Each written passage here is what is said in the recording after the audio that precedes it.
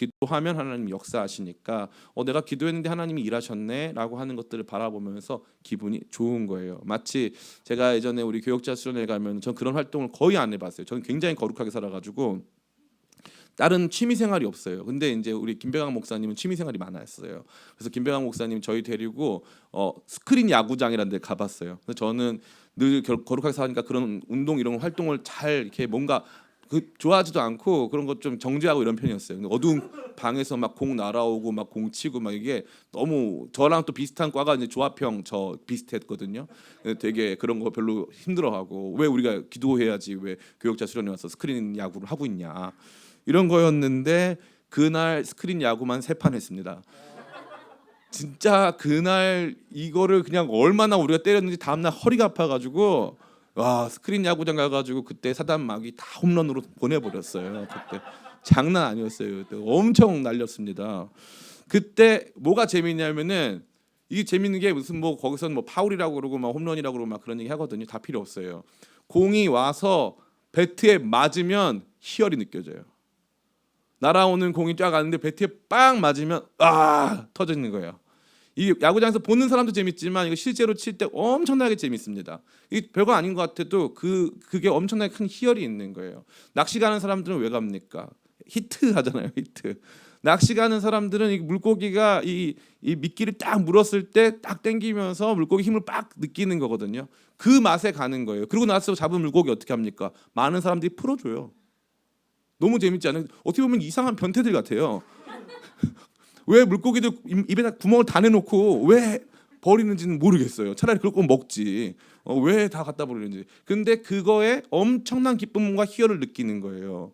그게 뭐냐? 바로 가장 원초적인 기쁨이에요. 가장 원초적인 기쁨. 내가 기도를 했는데 하나님이 응답을 하시는 거예요. 내가 기도를 했는데 하나님이 응답을 하신다.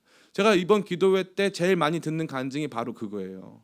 목사님, 제가 기도회 전에 딱 한 성경 한 부분을 읽어야 되겠다 마음을 먹고 기도회 전에 딱 성경 한 부분을 읽었는데 목사님이 본인이 읽은 바로 그 부분을 설교 시간에 말을 하더라는 거예요. 그런 내용이 여기저기서 들려와요. 그러니까 그때 어떤 느낌이 오는 거예요. 기도에 참석하고 있는 가운데 이거 히트다 이거예요. 맞았다. 부딪힌다. 이 감동이 있는 거예요. 그래서 기도의 기쁨의 첫 번째는 기도 응답이다. 기도 응답을 경험한 사람은 기도하러 또 간다 이 말이죠. 두 번째는 우리 안에 믿음의 시간이 좀 흘러가면은 더 이상 기도의 응답이 즉각적으로 혹은 원초적으로 주어지지 않는 시점이 도래한다고 말씀드렸습니다.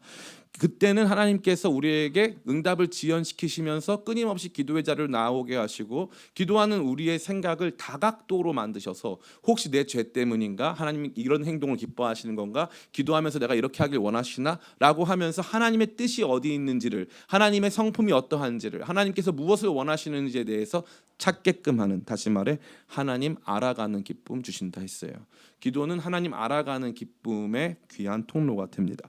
마지막 세 번째는요. 처음에는 내가 기도하면서 기쁘려고 마음 먹었잖아요. 그래가지고 기도하면서 기쁘려고 내가 응답 받으니까 기쁘고 하나님 알아가면서 내가 기뻤어요. 그런데 내가 기도하니까 하나님이 기뻐하시더라. 그래서 하나님이 기쁘신 게 내가 너무 좋은 거예요. 하나님이 웃으시는 게 내가 너무 좋아서 하나님의 미소 때문에 기도하러 가는 거죠. 이 내용도 저는 사실 증거하면서 이거 알아듣는 사람 별로 없을 텐데 생각했는데 그날 밤에 한 자매로부터 이만큼의 문자가 왔어요. 이만큼. 목사님, 오늘 그 하나님 미소의 기쁨, 기도 가운데 있는 하나님 미소의 기쁨을 저는 그걸 누렸는데 그걸 어떻게 목사님이 설교 시간에 전해주셨는지 말로 할 수가 없다고 감격에 찬 수험생인데 고시 공부하는 자매가 이만큼 보냈어요. 보면서 진짜 이게 다 마치 이 메아리처럼 진짜 기도의 깊이를 아는 사람들은 이것들을 같이 누리면서 지금 이 기쁨 속에 있구나 하는 것을 발견했습니다. 전 여러분들이 그러한 기도의 기쁨 누리시는 단계로 차근차근 나아가게 되시기를 예수님의 이름으로 축원합니다.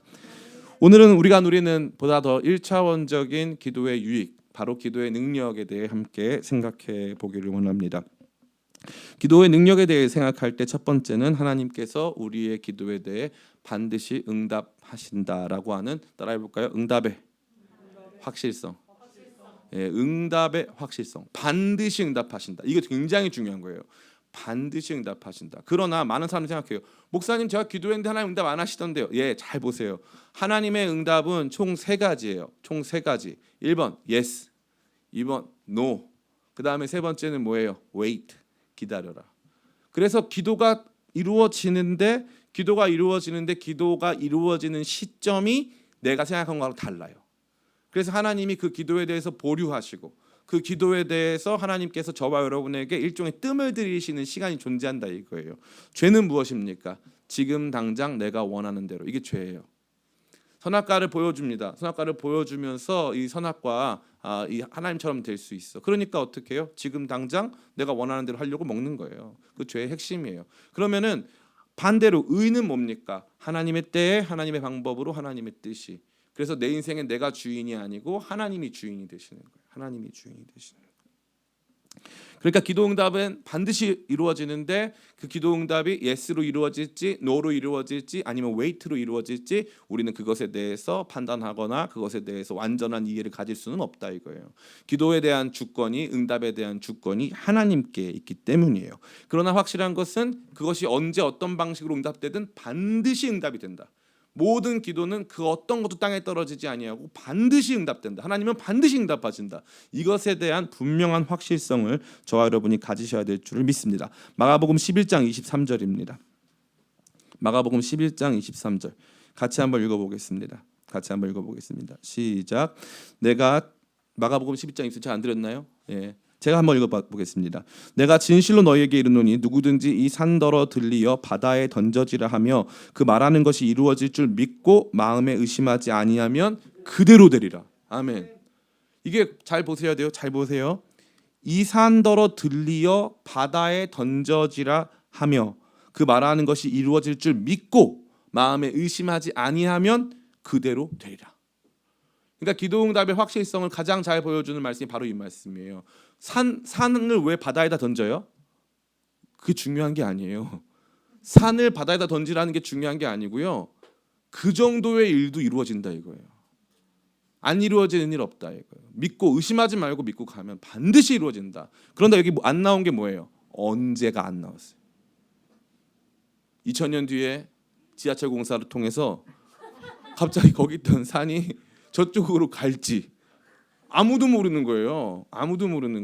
그러나 확실한 건 그건 하나님께서 믿는 그 사람들이 뜻하고 생각하고 믿은 그대로 반드시 이루어 주신다고 약속하신 거예요. 그러니까 중요한 포인트는 기도 응답은 반드시 이루어진다. 이걸 먼저 믿는 게 중요해요. 기도가 응답되지 않을 수 있다. No.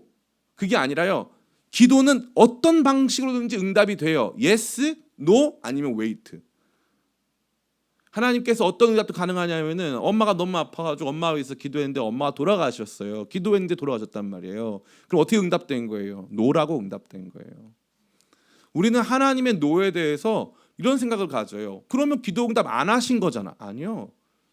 하나님이 우리보다 더 중요한 분이시고 하나님이 주권자시고 하나님이 나보다 우리 엄마를 더 사랑해요. 제가 진짜 그 얘기 많이 드리고 싶은데 시간이 가면 갈수록 이 나이를 먹어가면 갈수록 이제 많은 분들을 보잖아요. 자녀가 부모 사랑하는 것 같죠?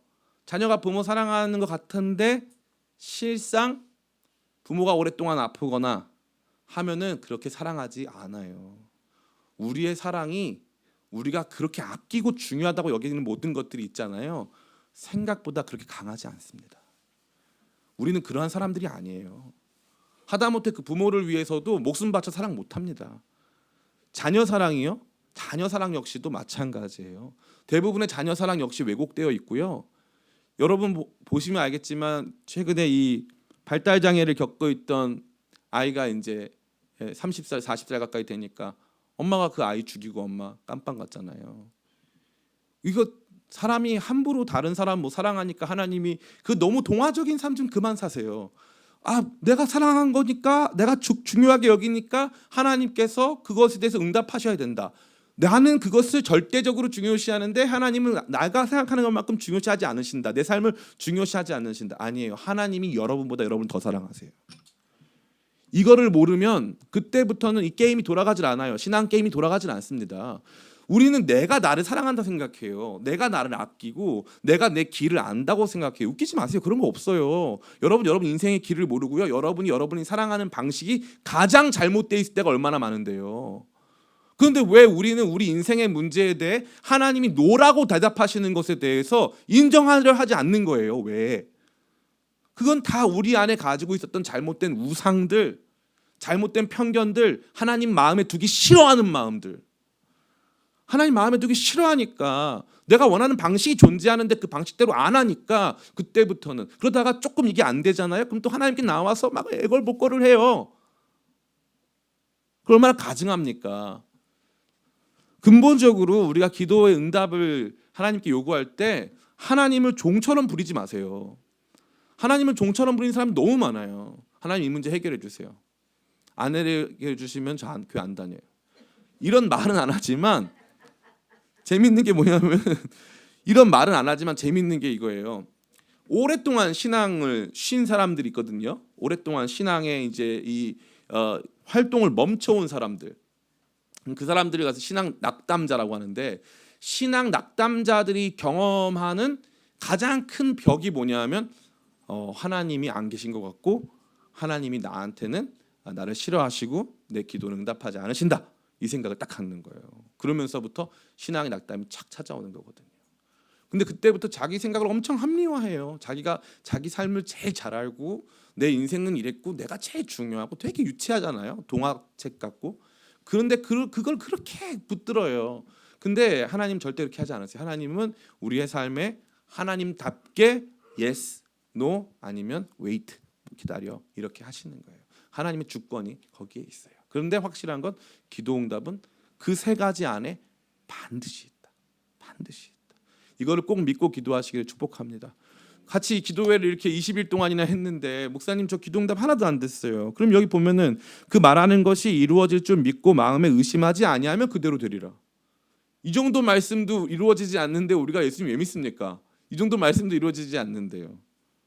이 정도 기도의 약속을 가진 종교가 없어요. 여러분 놀라지 마세요. 정말이에요. 이 정도 기도응답의 확실성을 담보하는 신앙은 없습니다. 없어요. 그 어디에도 없어요. 놀랍지 않습니까? 전 너무 놀라워요. 이 정도 기도응답의 확실성을 자신 있게 담보하는 신앙은 없어요. 하나님 주권 제대로 믿고 그 안에서 기도하기 시작하면 지금은 아니라 할지라도 하나님의 때 하나님의 방법으로 하나님의 뜻이 반드시 이루어져요. 그래서 제가 재밌는 게 뭐냐면은 저는 이제 해빌리 에버부터 그 후로 오랫동안 행복했다.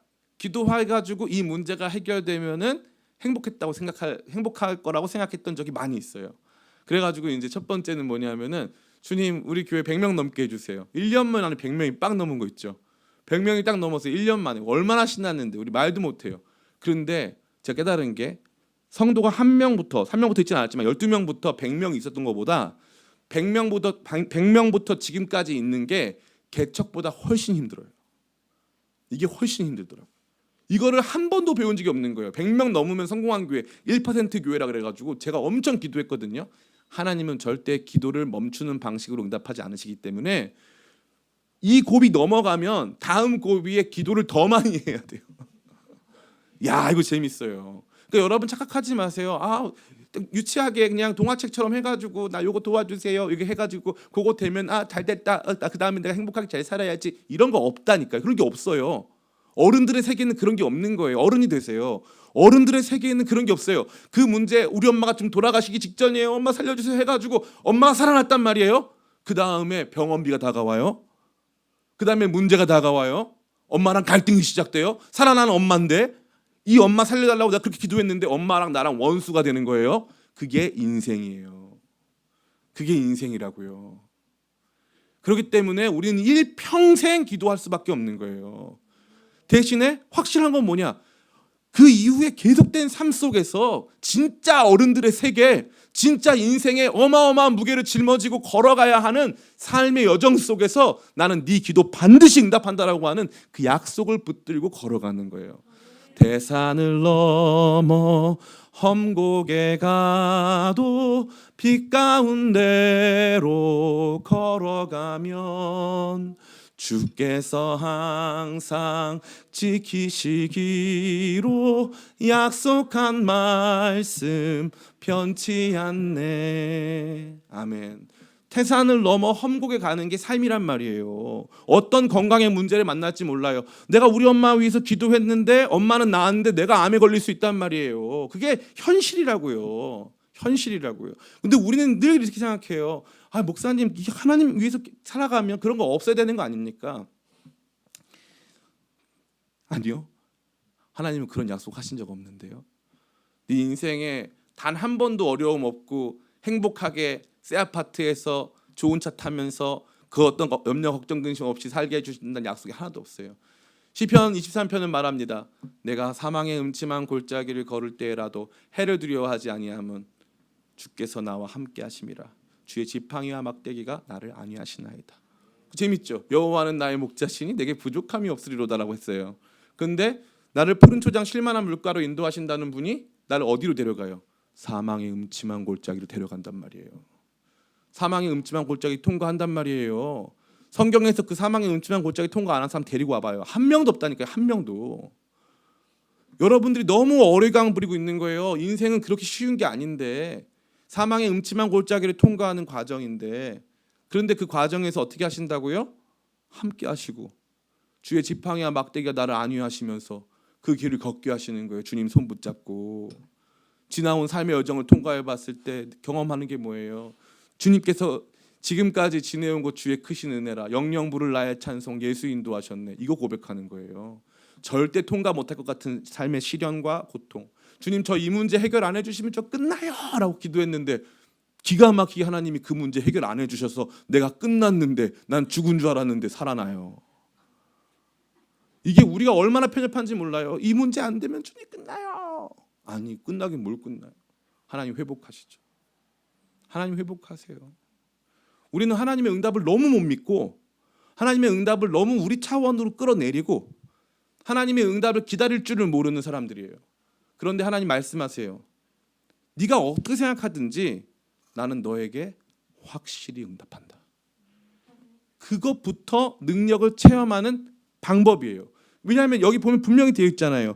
그 말하는 것이 이루어질 줄 믿고 마음에 의심하지 아니하면 그대로 되리라. 그대로 되리라. 그대로 된다니까요. 정말 그대로 돼요.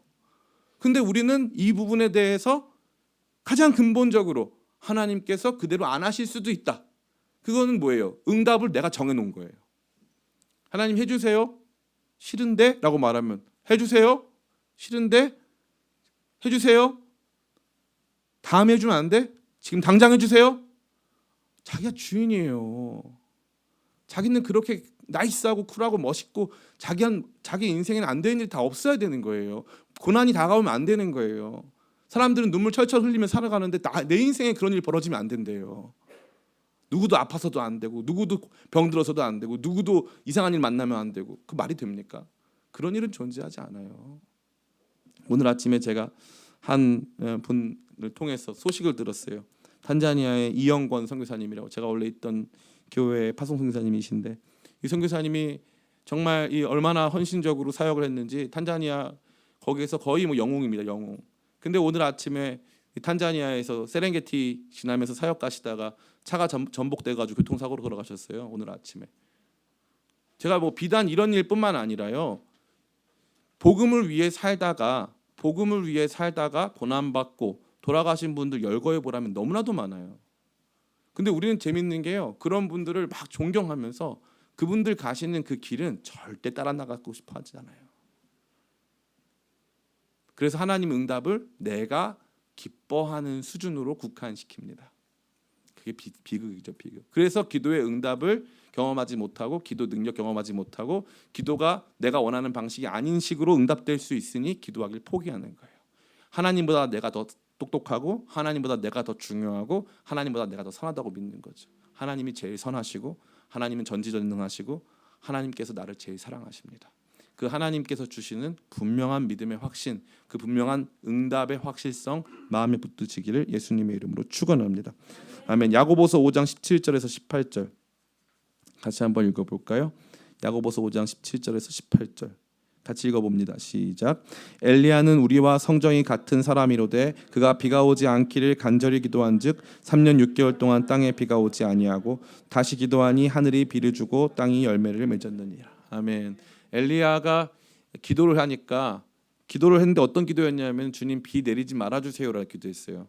왜 비 내리지 말라고 했을까요?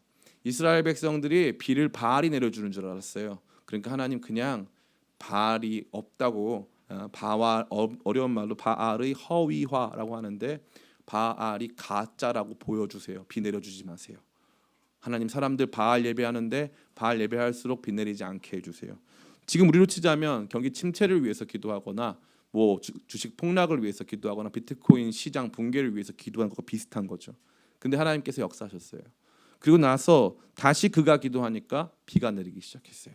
근데 그 당시의 상황이 어떻습니까? 열왕기 상에 보면은 다시 그가 이제 이스라엘 백성들이 회개하니까 기도하기 시작하는데 이 머리를 무릎 사이에 집어넣고 7번을 기도를 하는데 사람을 보냅니다. 저 바다 쪽으로 가봐라. 저 지중해 쪽으로 가봐라. 거기에서 지금 구름이 올라오느냐. 7번 갔는데 구름이 안 올라와요. 근데 엘리야는 계속 뭐라고 하느냐. 가봐라. 곧 올라올 거다. 곧 올라올 거다. 곧 올라올 거다. 반드시 이루어진다.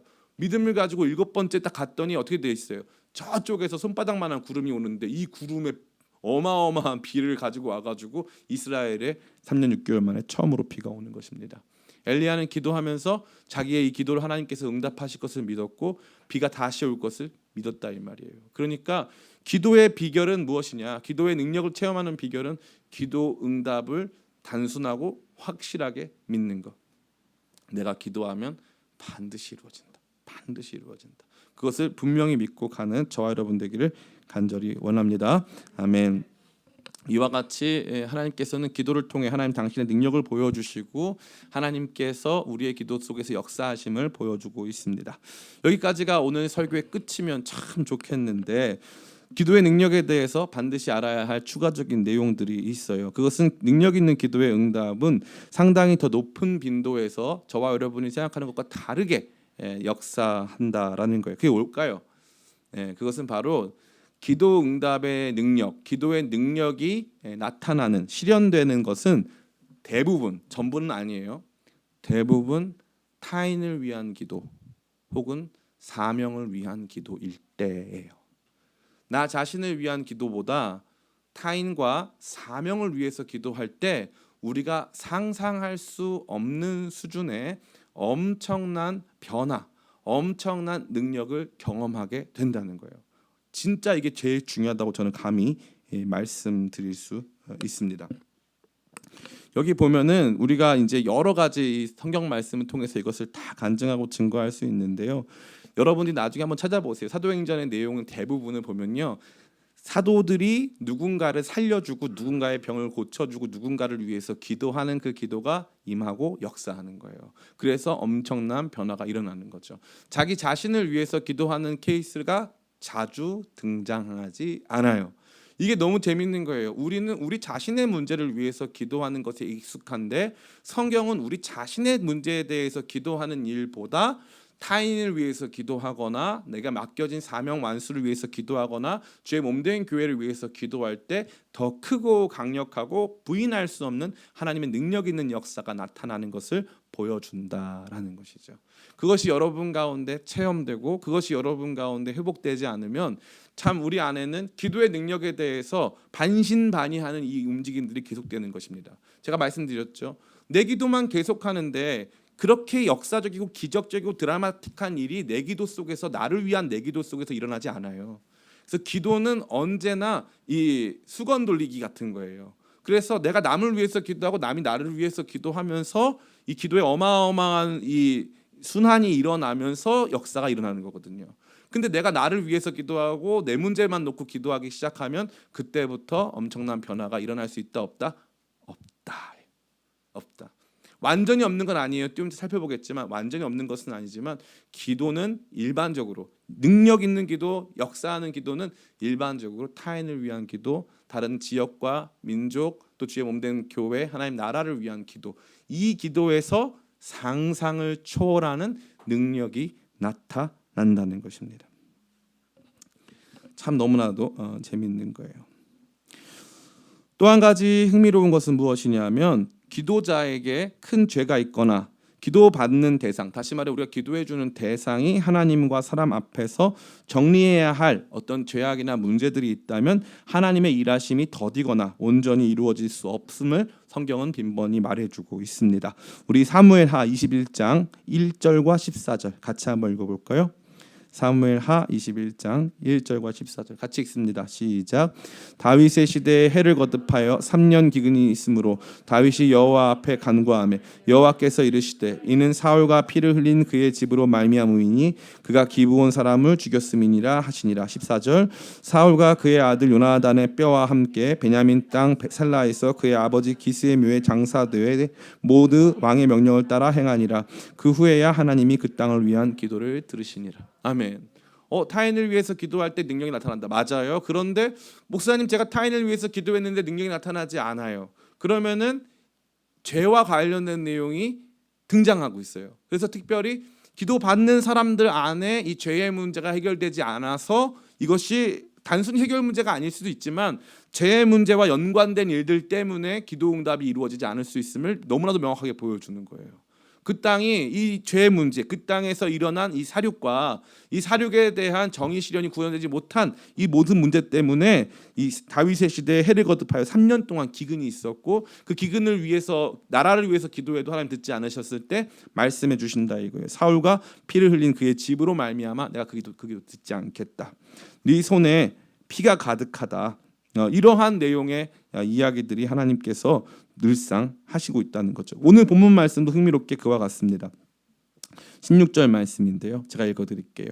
그러므로 너희 죄를 서로 고백하며 병이 낫기를 위하여 서로 기도하라. 의인의 간구는 역사하는 힘이 큼이라. 아멘. 우리는 늘 의인의 간구는 역사하는 힘이 큼이라. 이 부분만 외우죠. 근데 앞에 보면 뭐라고 되어 있어요? 너희 죄를 서로 고백하며 라고 되어 있죠.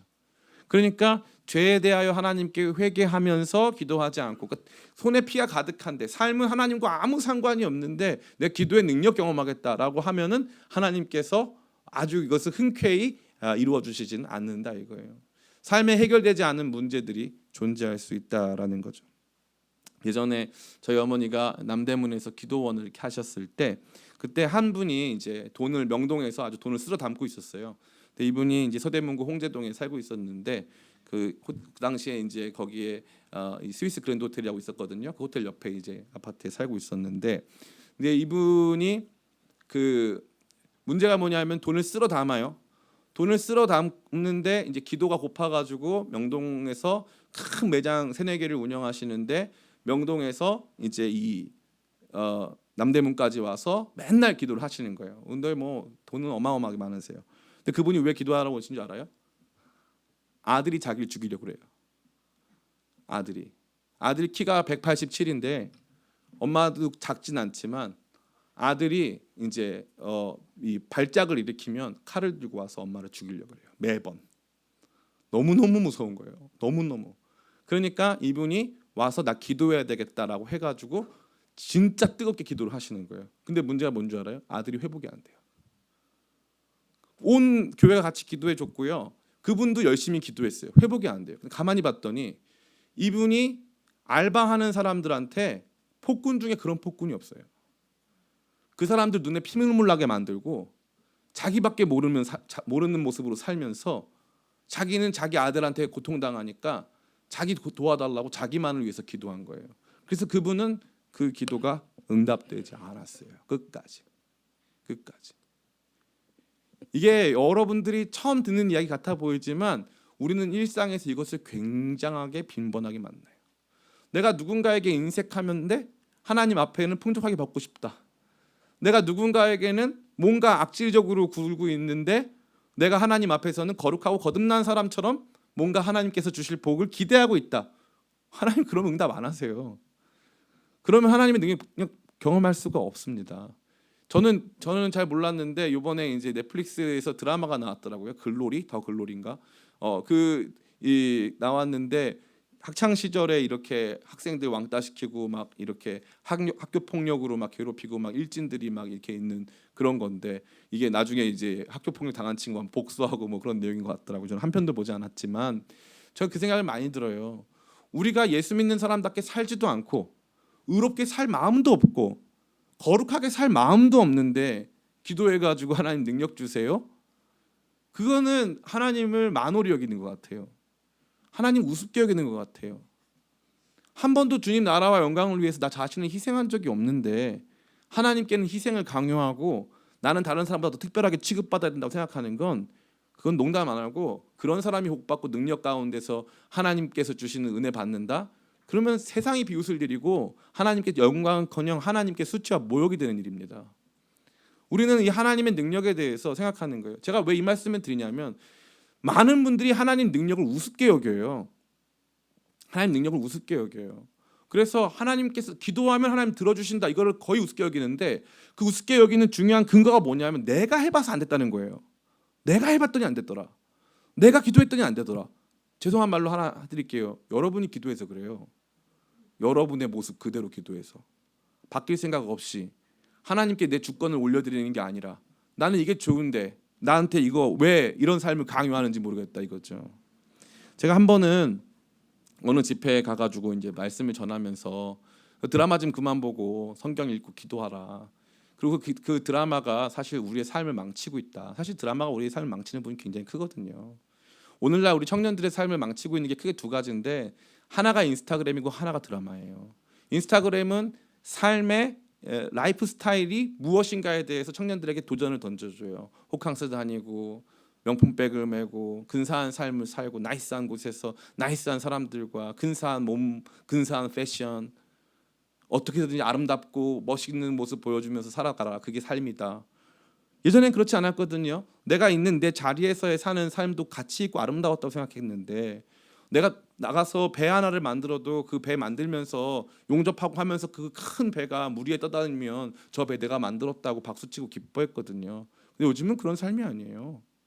그게 이제 인스타그램이 만들어 놓은 삶의 스탠다드예요. 삶의 스탠다드. 이 정도는 돼야지. 그거 따라가느라고 다 가랭이 찢어지고 있는 거죠. 두 번째 그 드라마가 만들고 있는 것은 첫 번째 잘못된 사랑, 잘못된 삶이에요. 다른 사람 다 그렇게 사는 걸로 생각해요. 다른 사람 다 그렇게 사랑하고 사는 줄 알아요. 다 뜨거운 사랑의 이야기가 있는 줄 알고 다 이상한 치정극이나 뭐 말도 안 되는 이야기들 속에 사는 거라고 생각해요.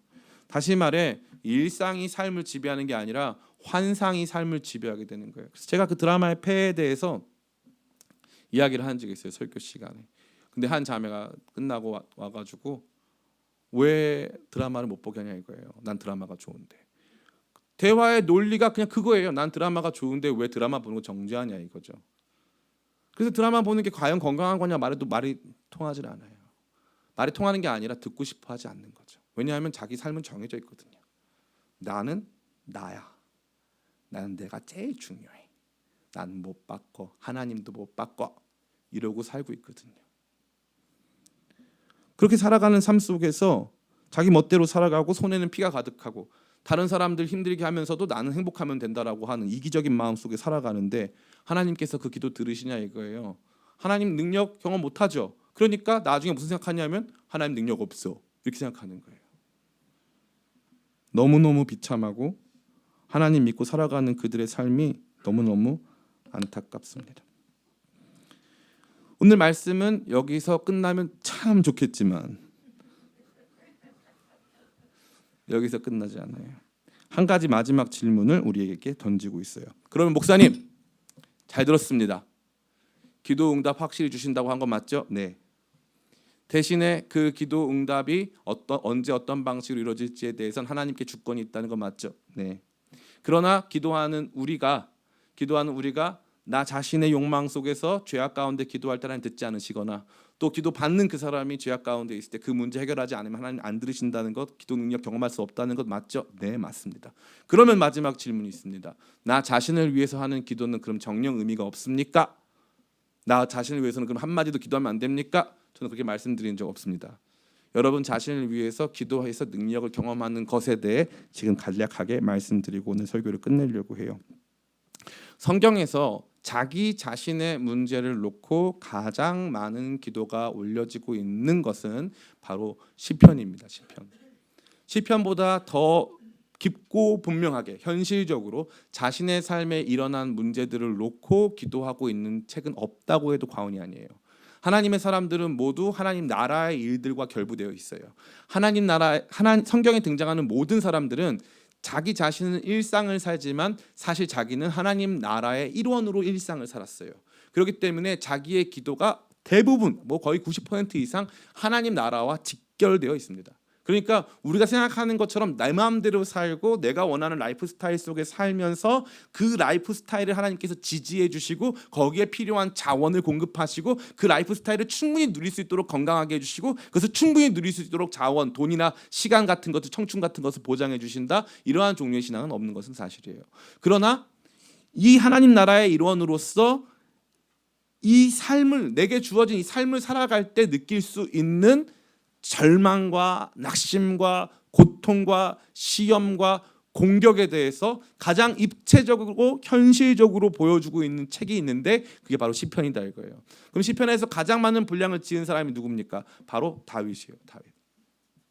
다윗이 하나님 나라의 기름 부음 받은 하나님 나라의 왕으로 살아가면서 실제적으로 자기의 삶 속에, 자기의 실존적 삶 속에서는 참 고통도 많고 절망도 많고 힘든 일도 너무나 많았다는 거죠. 이 심적 고통을 다 경험했던 다윗이 끊임없이 자기를 위한 기도, 자기의 문제를 위한 기도를 성경에 남겨두었습니다. 그러니까 우리 자신을 위한 기도도 가능하고 우리가 느끼는 절망과 슬픔을 주님께 토로하는 그 기도도 충분히 가능합니다. 그러면은 이 다윗의 개인적인 기도 응답은 어떻게 이루어졌습니까? 여러분이 아는 다윗의 개인적 기도 응답이 이루어진 것 몇 개만 대보세요. 제가 감히 말씀드리는데 성경에서 직접적으로 그것이 어떻게 기록되었는가 등장하지 않습니다. 대신에 이것만 아시면 돼요. 다윗은 누구한테 살해당했나요? 아니면은 자기 수명대로 살다 갔나요? 자기 수명대로 살다 갔어요. 다윗 시대에 많은 쿠데타가 있었는데 다윗은 쿠데타에 의해서 그의 정권이 전복됐나요? 아니면 정권을 끝까지 유지하고 아들에게 물려줄 수 있었나요? 두 번째요, 첫 번째요? 두 번째예요. 신기하네요. 다윗은 절망 속에 기도했는데 그 절망 속에서 어떠한 응답이 주어졌는지, 어떠한 해결이 주어졌는지 우리가 안다 모른다? 몰라요. 잘 몰라요. 다윗은 극심한 외로움 속에서 수많은 배신을 경험하며 살았는데 구체적으로 어떠한 사건 속에서 하나님이 역사하셨는지 안다 모른다? 몰라요. 그런데 잘 살았고 잘 버텼고 수명 다할 때까지 잘 살아낸 거예요. 하나님께서 우리 자신을 위한 기도에도 응답하셨다 안 하셨다? 응답하셨다. 그걸 제일 잘 보여주는 말씀이 바로 사무엘하 21장 1에서 20절까지 말씀입니다. 사무엘하 21장 1에서 20절까지 말씀. 제가 한 절 여러분이 한 절 나누어서 교독하여 읽겠습니다. 제가 먼저 봅니다. 다윗과 그의 사람들이 사흘 만에 시글락에 이른 때에 아말렉 사람들이 이미 네겝과 시글락을 침노하였는데 그들이 시글락을 쳐서 불사르고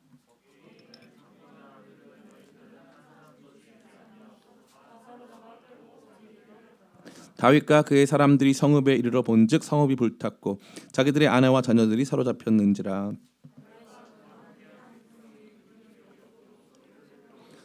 다윗의 두 아내 이스라엘 여인 아히노암과 갈멜 사람 나발의 아내였던 아비가일도 사로잡혔더라.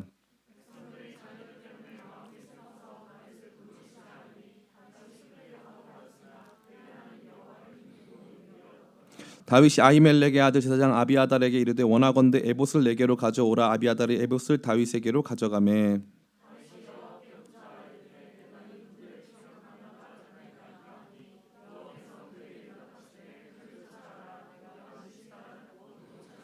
이에 다윗과 또 그와 함께한 600명이 가서 부솔 시내에 이르러 뒤떨어진 자를 거기 머물게 했으되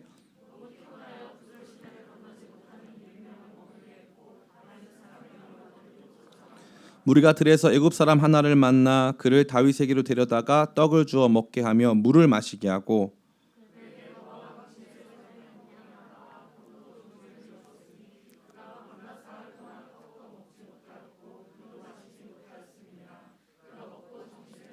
다윗이 그에게 이르되 너는 누구에게 속하였으며 어디에서 왔느냐 하니 그가 이르되 나는 애굽 소년이요 아말렉 사람의 종이더니 사흘 전에 병이 들매 주인이 나를 버렸나이다.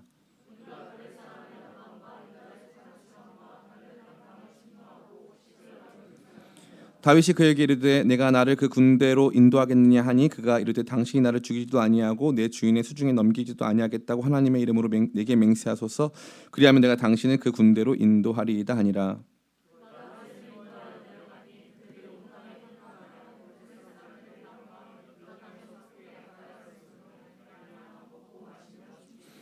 다윗이 새벽부터 이튿날 저물 때까지 그들을 치매 낙타를 타고 도망한 소년 400명 외에는 피한 사람이 없었더라.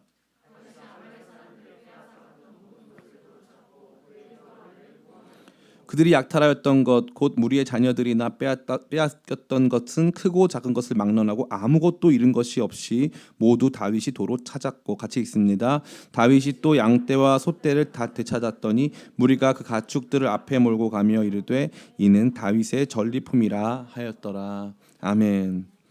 이 말씀 여러분 다 이해하시죠?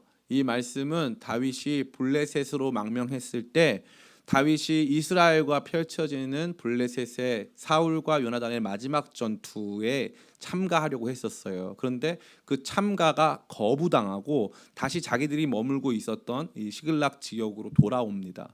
돌아와 봤더니 그 사이에 아말렉 사람들이 와가지고 자기들의 캠프, 자기들의 진영이 있었던 이 시글락을 완전히 다 탈취해 갔는데 애들까지 다 잡아간 거예요. 안전하게 여기다 두고 갔는데. 그러면 잘 보세요. 원래 다윗은 블레셋하고 원수죠. 지금 다윗이 어디로 왔냐면 블레셋 가드 땅으로 왔어요. 다윗이 죽인 유명한 사람 누굽니까? 곧이에요. 고리앗이죠. 우리 고리앗이 제주 곧인데 우리 그 고리앗이가 있었단 말이에요. 그 사람이 바로 블레셋 가드 사람이에요. 그 자기 원수의 고향으로 골리앗의 칼을 들고 갑니다. 골리앗의 칼을 들고 자기 원수의 고향으로 가서 어떻게 하냐면 투항을 해요. 나는 이제 블레셋의 장군으로 살겠습니다 하고 자기 망명한다는 거죠. 지금 우리로 치면은 이제 북한으로 올라가는 거예요. 그런 정도 수준의 망명을 해요. 왜 그랬습니까? 계속 여기 있으면은 이스라엘 영토에 있으면 유대 영토에 있으면은 사울이 언젠가 나 잡아서 죽일 거라는 두려움이 있었어요. 그래가지고 망명을 해요. 그럼 자기 따라온 사람 600명 있었거든요. 자기 따라온 사람들하고 같이 가족들을 데리고 들어갑니다. 왜 갔을까요? 살려고요. 믿음이고 뭐고 나 살려고, 나 죽을 것 같으니까 너무 무서워서 나 살려고 들어간 거예요. 거기 어느 정도였냐면은 이제 이스라엘과 치러야 되는 마지막 일전에 나도 나가겠다고, 나도 데려가 달라고, 나도 블레셋 사람으로서 잘 싸워 보겠다고, 그렇게 아주 이 비참한 모습으로 간 거죠. 왜요? 살려고요.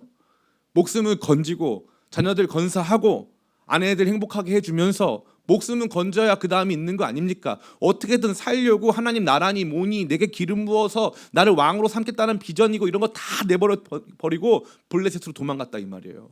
도망갔는데 사람 따라왔죠. 그럼 난 다윗 장군만 믿습니다 하고 따라갔어요. 따라갔더니 무슨 일이 발생했어요? 다윗 믿고 갔더니 자기 아이들, 아내들 다 빼앗기고 다 불타고 재산 다 날린 거예요. 그 사람들이 어떻게 합니까? 다윗 죽이자. 다윗 죽여. 여기 써 있잖아요. 제가 하는 말이 아니죠. 써 있잖아요. 여기 보세요. 뭐라고 돼 있습니까? 6절에 백성들이 자녀들 때문에, 참 이게 흥미로운 게 아내들 때문에 표현이 없어요. 백성이 자녀들 때문에 마음이 슬퍼서 다윗을 돌로 치자 하니 다윗 죽이자 이거예요. 내가 저 인간 따라와가지고 저 인간 따라와서 내가 우리 애를 잃었어. 이때 생각해 보세요. 여러분 다윗이면 이 스트레스 견디실 수 있습니까? 못 견뎌요. 사람이 어떻게 이 스트레스 견딥니까? 나 하나 때문에 지금 아이들이 다 죽게 생겼고 사람들이 다 죽이자고 하는데 이거 얼마나 민폐예요. 나 하나 때문에 지금 이런 문제가 발생한 거 아니에요. 너무 신기한 게 있어요. 그러면 다윗이 절망하고 쓰러지고 죽어야죠. 근데 여기 보니까 이렇게 되어 있어요. 6절 말씀 같이 한번 읽어보겠습니다. 시작.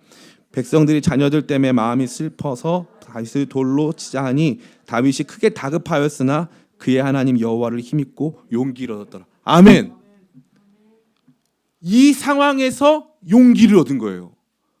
이 상황에서 어떻게 용기를 얻습니까? 사람이 지금 죽어나가고 재산이 다 빼앗겨지고 자기 아내들뿐만 아니라 애들까지 지금 다 빼앗겨졌어요. 이 사람들이 자기 죽이자고 하는 거예요. 이 사람들한테 야, 할 수 있어. 그런 말이 나옵니까 지금? 야, 빨리 따라가자. 이런 말이 나옵니까? 절대 안 나오는 거예요. 스트레스 너무 커가지고 도망가고 싶은 거죠. 진짜 그럴 수밖에 없는 상황인 거예요. 제가 예전에 저희 어머니랑 같이 2006년에 중국을 갔어요. 중국을 갔는데 이제 그날 저는 그런 거 별로 안 좋아해요. 가가지고 막 선교 가서 막 쇼핑하고 별로 안 좋아해요. 근데 중국 가면 중국에 뭐가 쌉니까? 참기름이 싸잖아요. 그때 중국 저 시안이라고 그래서 서안이라는 데가 있어요. 그 진시황릉이 있는데 그 서안 공항에서 이 참기름 한 말, 그러니까 40kg죠. 40kg. 참기름 한 말을 이렇게 싸가지고 이제 우리가 비행기를 타겠다고 그거가 이제 했어요. 근데 그 참기름이 터진 거예요. 그래서 이 서안 공항 전체가 고소한 향이 가득한 거예요. 너무 고소해. 그래서 야, 이거 어떻게 참기름이 40kg 터지니까 나드 향기 같고 이거 너무 막 향기가 예수님 향기처럼 쫙 퍼져나가서 난리가 난 거예요. 그러니까 이제 그거를 이제 저는 사지 말자고 그랬고 이제 사기로 한 어떤 한 집사님이 없어졌어요. 어디 갔지? 아니 참기름 터진 건 괜찮은데 이 집사님이 없어졌어. 너무 무서워 화장실에 숨은 거예요. 그래서 간신히 그래서 우리 더 대박인 건 그 짐 체크인 하면서 터졌는데 우리 그 체크인 하는데 그 밑에 일본 분들 짐이 있었거든요. 그분들 짐에 참기름 40kg이 다 이렇게 된 거예요.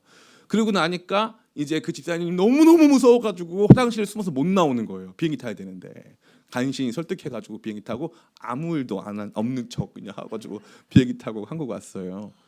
그런 일만 있어도 나 뜨거워가지고 막 아무렇지 못하겠는데 지금 사람이 없어지고 아내들 다 빼앗기고 자식들 다 빼앗기고 무슨 일을 당했는지 모르겠고 예? 재산 다 잃어버렸는데 다윗이 지금 어떤 상태가 되겠어요? 저 같으면 도망가요.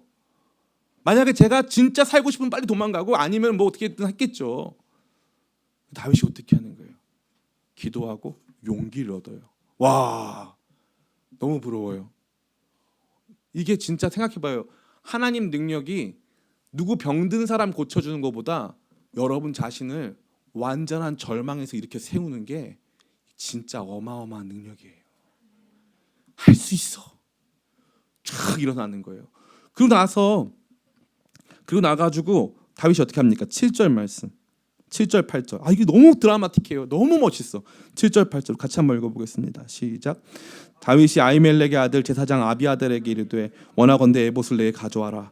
아비아달의 에봇을 다윗에게로 가져가매 다윗이 여호와께 묻자와 이르되 내가 이 군대를 추격하면 따라잡겠나이까 하니 여호와께서 그에게 대답하시되 그를 쫓아가라. 내가 반드시 따라잡고 도로 찾으리라. 아멘. 이게 뭔지 아세요? 다윗은 블레셋 내려오기 전까지 다윗의 승리 공식이 있어요. 그게 뭐냐하면 다윗이 여호와께 물어 이르되 주님 내가 내려가면 내가 싸우러 가면 이길 수 있습니까? 주님 저들이 나를 쳐들어올까요? 다윗은 언제나 하나님께 묻고 전투에 나가고 언제나 하나님께 묻고 움직여 왔단 말이에요. 근데 다윗이 언제부터 하나님께 질문 안 했냐면 너무 힘드니까 나 그냥 블레셋 내려가서 뭐 하나님 나라 기름 부음 받은 사람 뭐 이런 거 뭐 모르겠고 내 생명 하나 잘 건져서 건사해가지고 나 그냥 살아남을래요 했을 때부터 다윗은 단 한 번도 기도한 적이 없어요. 단 한 번도. 그런데 진짜 지금 인생의 땅바닥, 인생의 밑바닥, 나 진짜 끝났어요. 진짜 끝났어. 다윗의 뭐 정치적 생명이 아니라 진짜 그의 생물학적 생명이 끝나게 생겼단 말이에요. 그 밑바닥에서 다윗이 용수철처럼 다시 탁 튕기고 올라오는 거예요. 그러면 그 용수철이 뭐였어요? 기도였어요. 처음에 그 기도는 단순했어요. 주님 도와주세요. 도와주세요.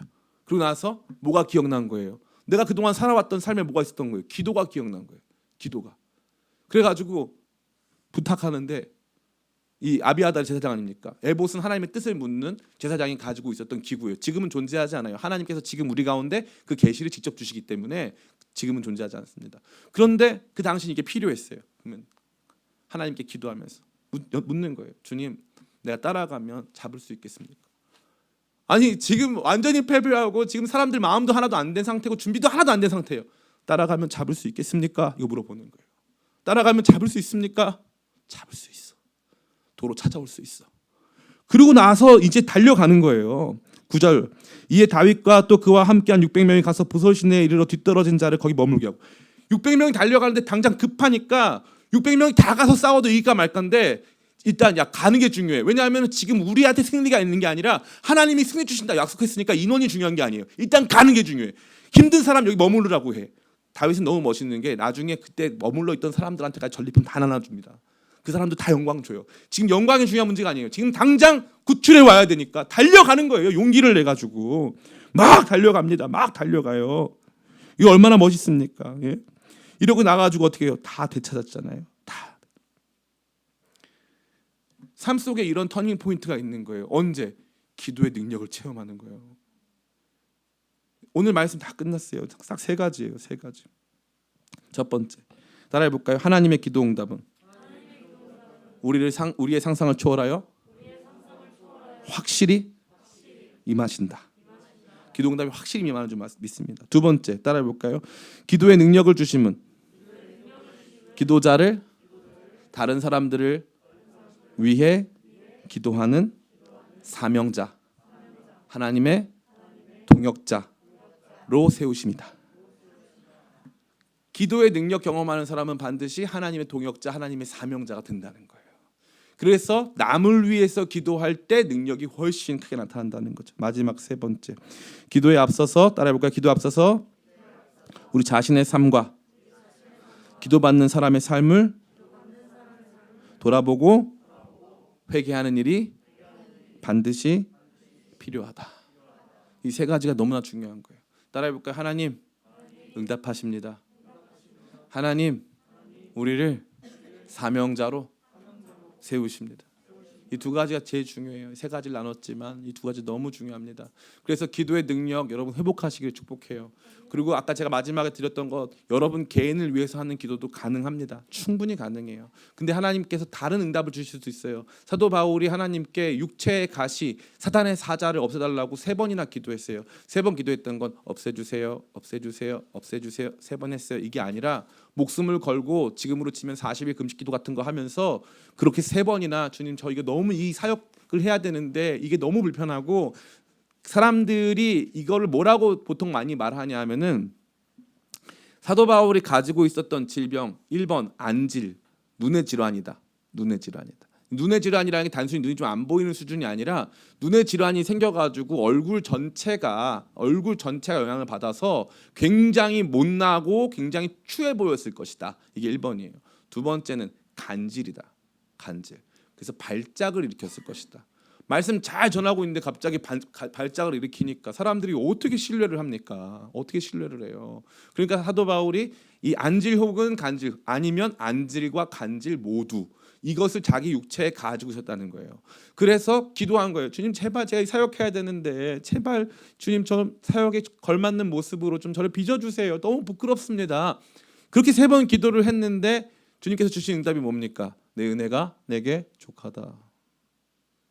그럴 수도 있어요. 그럴 수도 있는 거예요. 그러나 우리 개인을 위해서 기도할 수 있고요. 개인 안에서도 아까 말씀드린 것처럼 어마어마한 하나님 능력을 경험하는 초자연적 역사는 아니라 할지라도 초자연적 역사에 준하는 엄청난 삶의 변화와 터닝 포인트가 일어날 수 있다라는 것 제가 분명히 말씀드립니다. 그래서 여러분들 이 기도의 능력 의심하지 마시고 타인을 위해서 기도할 때 맨날 사용하세요. 얼마나 아까워요. 타인을 위해서 기도할 수 있을 때 기도 응답 하나님 더 확실하게 일하여 주시는데, 타인 위해서 또 내 사명 위해서 특별히 우리 교회 위해서 기도할 때 하나님 역사하실 거 믿으며 그렇게 기도할 때 정말 기도의 능력이 있음을 경험하고 그것을 기도의 유익으로 삼으며 그 기도를 기뻐하게 될 줄을 믿습니다. 우리 이 시간 잠시 같이 기도할까요? 제가 합심기도 제목 읽어드리겠습니다. 하나님께서 기도를 통해 우리가 생각할 수 없는 크고 놀라운 일을 행하심을 믿고 기도에 힘쓰게 하소서. 2번째입니다. 기도가 하나님께서 일하시는 능력의 통로가 됨을 깨닫게 하사 하나님의 동역자됨을 새롭게 인식하게 하소서. 3번째입니다. 기도의 능력을 확신하며 우리에게 주어진 사람과 상황을 위해 기도하고 열방을 위해 기도하는 능력의 종 되게 하소서. 아멘. 우리 이 시간 잠시 같이 기도하기 원하는데 뭐 크게 안 해도 괜찮습니다. 그동안 여러분은 어떻게 기도의 능력 경험해 왔습니까? 나만을 위해서 기도했는데 기도 응답이 이루어지지 않았나요? 기도 응답을 사모했는데 내가 원하는 때에 원하는 방법으로 이루어지지 않았나요? 그 모든 것 내려놓고 먼저 확실히 기도가 응답됨을 믿게 하여 주시옵소서. 주님께서 반드시 응답하심을, 주님 내 기도를 들으실 뿐만 아니라 반드시 응답하시는 분이심을 믿게 하여 주시옵소서. 다른 이들을 위해서 기도하는 기도의 사명자로 우리를 세우셨기에 기도의 사명자들, 주님과 함께 이 믿음의 길을 걸어가는 주님의 동역자들만이 이 기도의 능력을 경험할 수 있사오니 주님 나를 그러한 기도의 사명자, 주님과 함께 동역하는 하나님의 동역자 될 수 있도록 도와주시옵소서. 먼저 이 제목 가지고 우리 같이 기도하기 원합니다. 같이 기도하겠습니다. 아버지, 그렇습니다. 위축된 마음이 있습니다. 성도들이 이러한 설교를 누가 좋아하겠습니까? 아버지 하나님, 그러나 저는 믿습니다. 그러나 저는 믿습니다. 주님 믿습니다. 제 지나온 모든 삶 영영부를 나의 찬송 예수 인도하셨네. 지금까지 지내온 것 주의 크신 은혜라. 내 기도가 한 번도 땅에 떨어진 적이 없고 하나님께서 제 기도에 다 응답하셨음을 제 삶을 걸고 보여주고 자랑할 수 있습니다. 주님, 기도의 기쁨, 기도의 능력 우리 가운데 충만할 수 있도록 도와주시옵소서. 아버지, 우리 성도들 기도의 능력 경험하는 기쁨 누리게 도와주시되 특별히 아버지 기도의 사명자들 되게 도와주시옵소서. 기도의 능력이 임하는 것은 나 자신을 위해서 먼저 기도할 때가 아니라 타인을 위해서 기도할 때, 누군가의 눈물과 아픔을 놓고 기도할 때 기도의 능력이 임하는 것을 경험하는 줄을 믿사오니 주여 함께하사 우리로 하여금 아버지 기도의 사명자 되게 도와주시고 주님과 함께 도역하는 주님의 도역자 될 수 있도록 도와주시옵소서. 아버지 하나님, 우리 성도들 가운데 아직까지 아버지 하나님이여 믿음의 성숙을 경험하지 못하고 주님과 함께 도역하는 도역의 삶을 알지 못한 채 철저히 자기 삶의 울타리 안에 멈추어 있는 사람들이 얼마나 많은지 말로 알 수 없습니다.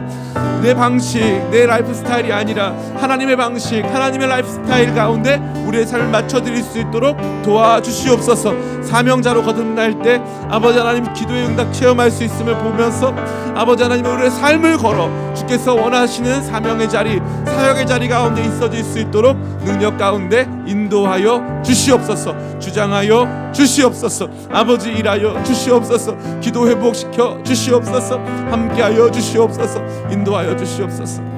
우리 한 번 더 같이 기도하기 원하는데요, 제가 마지막에 이 사실 이 다윗 내용 같이 나누면서 사실 여러분에게 개인 기도를 더 많이 하셔라, 충분히 괜찮다라고 말씀드릴까 하다가 그럼에도 불구하고 성경은 더 빈번하고 더 비중 있게 우리가 하나님 나라 주님과 동역하는 동역자들로서, 사명자들로서 다른 이들을 위해서 기도할 때 능력이 훨씬 크다는 것을 너무나도 많이 말씀하셨기 때문에 제가 그 부분을 강조할 수밖에 없었어요. 그러나 사실 제 실제적인 마음은 여러분을 깊이 공감하면서 또 저 자신에게 일어난 여러 가지 삶의 일들 속에서 제가 경험하게 된 것은 바로 이 다윗이 경험한 바로 그 내용이에요. 블레셋 내려갔어요. 블레셋은 기도 없는 땅, 기도 없이 내려간 땅이에요. 살려고 간 땅, 생존하려고. 하나님 역사 아는데, 골리앗도 이겨봤는데, 하나님께서 지켜주신 거 아는데 너무 무서워서 하나님 역사 속에 계속 머물러 있을 수가 없어서 내려간 땅이 블레셋이에요. 거기 가가지고요 무릎 꿇어요. 그냥 나 여기 속했습니다 하고 하나님 없는 사람처럼 사는 거죠. 그렇게 살고 있는데 너무나도 내 생각과 다르게 제일 위험한 일이 닥치고요, 나 자신의 생명마저 위태로운 순간을 맞이하게 되는 거죠. 근데 그때 어떻게 합니까? 그때 자기 자신을 위해서 기도하는 거 아니에요? 주님, 저 어떡하죠? 저 살려주세요. 저 잘못했어요. 근데 그때부터 터닝 포인트가 시작되는 거예요. 나는 끝난 줄 알았는데 안 끝났어요. 제가 여러분에게 제일 드리고 싶었던 내용이 바로 이거예요. 여러분을 향한 기도의 능력은 끝나지 않은 줄 믿습니다. 주님께 여쭤보는 거예요. 주님, 제가 내려가면, 따라가면 잡을 수 있습니까? 네가 쫓아가면 잡고 모든 것을 다 도로 찾으리라. 주님께서 말씀하세요. 따라해볼까요? 도로 찾으리라. 여러분 삶에 다시는 돌아갈 수 없을 줄 알았던 그 믿음의 자리, 그 은혜의 자리 다시 돌아갈 수 있는 줄 믿습니다. 제가 제 삶으로 증언할 수 있어요. 저에게 있어서 목회 이 3년 차부터 작년까지는 진짜 블레셋 같은 시간이었어요. 그때 끝나고 성도들 다 떠나가고, 내가 이렇게 못난